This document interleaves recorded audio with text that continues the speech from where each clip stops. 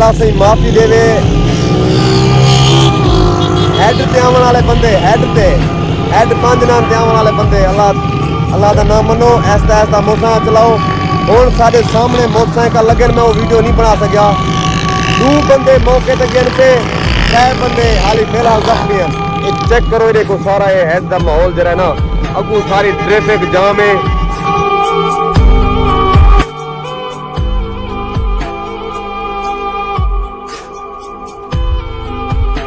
बाकी मेरे वालों ऐसी गलती से बना था, सारा दिल हल्ला के बोल असा खुद अला ही नहीं सकते ये तरह तुसा अदा ख्याल ना लाओ जेरे हेड देंदे पे अल्लाह दा नाम मनो। रोड बंद है, पुल सारा जाम है।